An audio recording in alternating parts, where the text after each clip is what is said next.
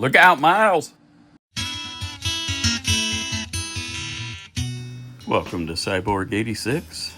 If you'd like to customize your Jiabaile 136 crawler and want to lose a little weight up high, you've come to the right place. We're going to crawl this thing a little bit, then I'll take it back to the shop and show you some specs, and then finally I'll show you how to install it.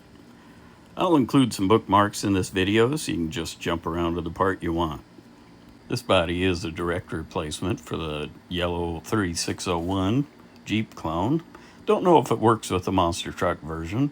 I know the electronics are a little bit different, as are the axles, so I haven't tried it on there. Plus, not sure the wheel size would really line up with this.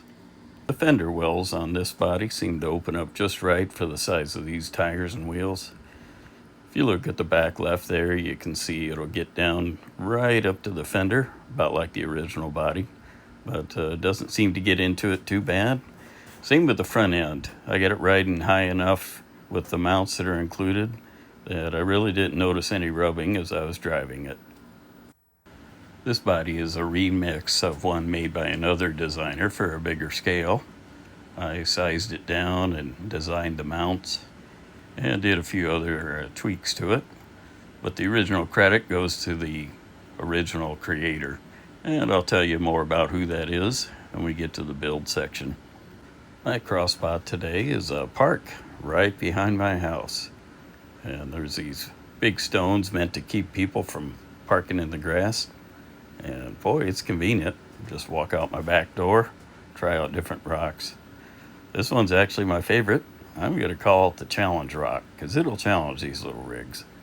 I think in a little while I'll make a side-by-side video next to the stock unit.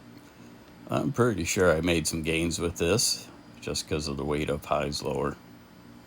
Also, you might have seen a video I've made in the past where I made one of these things brushless, but look at the slow crawl on this. This is all stock electronics. Great control, real nice precision. Really didn't need to make one brushless. I just wanted to. Anyway, this is what makes this thing a killer rig as far as I'm concerned. Precision, that's what I'm after. That wide angle lens there right now is making that thing look pretty funny. We'll do some side hill here. And you know, the tires really are fairly decent for this thing. This particular rock, it wants to slide. And I think with a higher center of gravity, when it would slide, it would catch and roll. And this one just seems to slide a little bit without rolling. And I'm liking that too. Okay, we're back to the shop now. We're going to take some measurements, see if we really did lose any weight.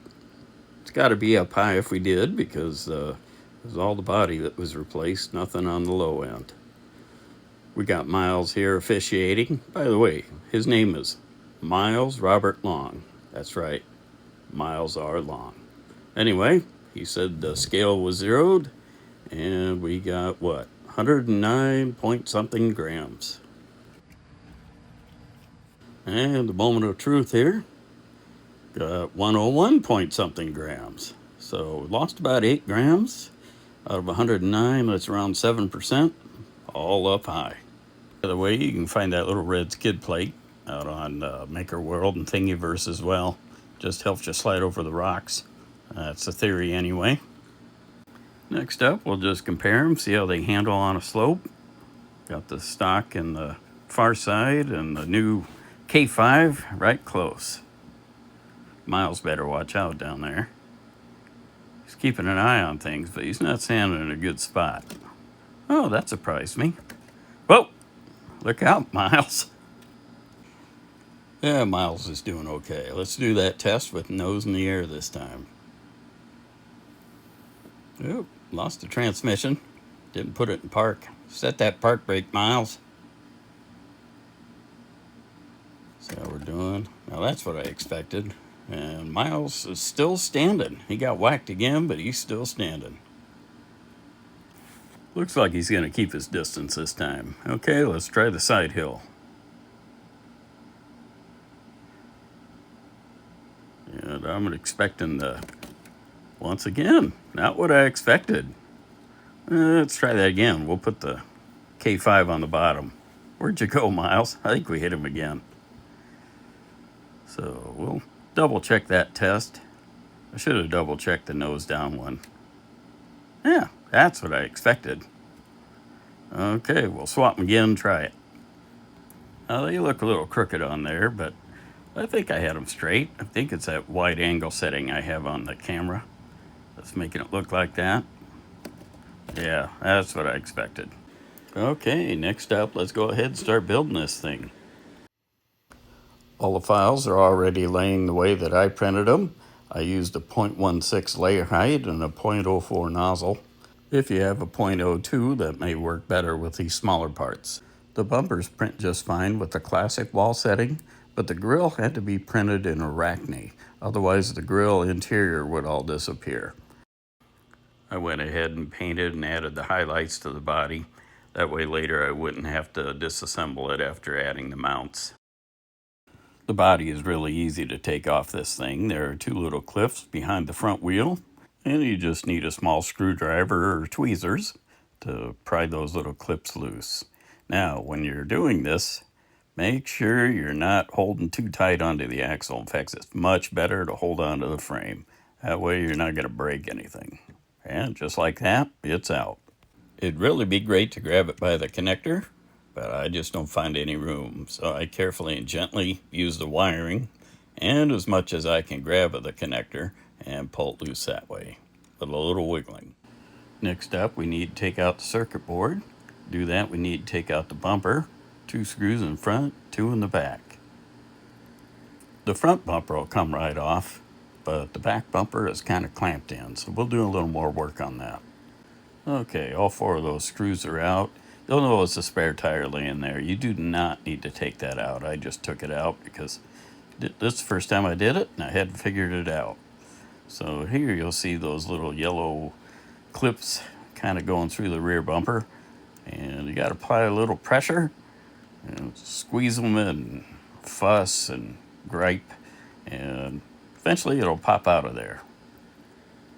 I think it's actually easier than I made it look here. And then this part will slip out, and now the circuit board's available. You can just pull the circuit board right out. So now we've set aside the body. We have the chassis, the circuit board, the body mounts. And at this point, I plugged the electronics back in. There's a 3-point connector for the servo, and then there's a 2-point connector to run the motor. And to be totally transparent, it's not as easy as it looks here. I cut out a lot of fiddling and trying and attempts. So be prepared with a little bit of patience.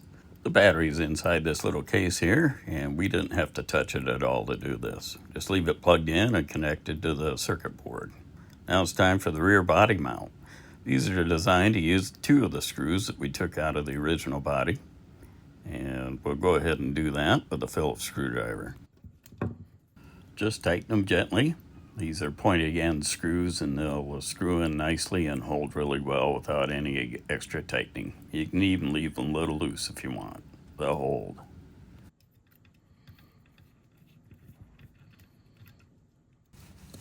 Next up is the front body mount. No screws for this. It's designed to loosely clamp over the front of the circuit board, and then it'll also clamp to the frame. Just kind of pry it open a little bit, clamp it in there, it should go right in, and now we're ready to attach it. So I like to start with the back first, and once again, while you're putting pressure on the vehicle itself, use the frame, not the axles, so you don't damage anything. Just snaps in with a little bit of force, and you can adjust it if needed, just a little bit. It's designed to fit tightly between the angle where the frame goes down on the back and the screws.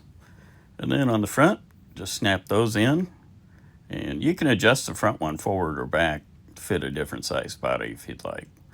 And now all of a sudden it's holding pretty solid. At this point, it's time to install the body. What we're going to do is actually glue the mounts to the body. But don't worry, the body can be removed later if you'd like. But I like to make sure everything's lined up and looking good. And then we'll put some glue on the top of the body mount.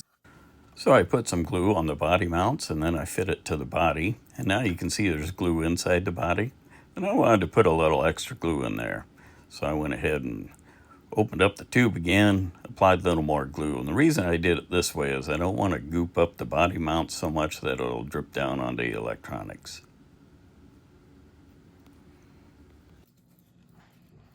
It's good to make sure the steering is straightforward at this point. And then I flipped over the chassis and laid it in there, make sure everything's aligned forward to back and side to side. And if you need to, I needed to, I just wanted to slide that body mount a little bit. The front one that slides, I wanted to slide that just a bit, so I adjusted it with the screwdriver. Now I'm going to let her sit.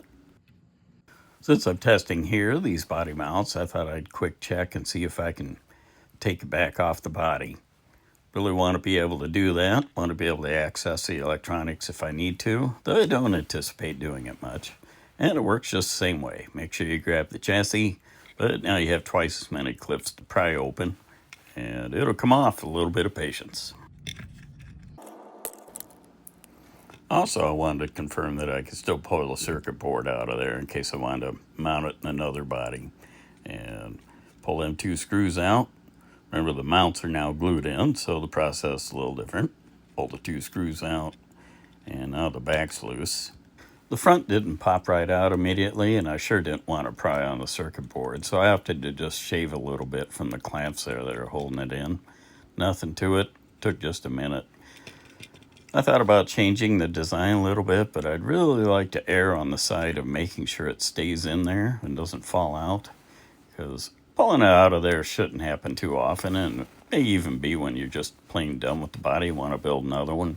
So that's how I'm going with it. I'm going to leave the design just like this. So for credit to the designer, this was designed by Pulaski Industries and made available on Thingiverse. Thank you very much. Well, I hope you found this interesting and helpful. If you build this body, I think you'll really enjoy it. I sure do. And happy crawling.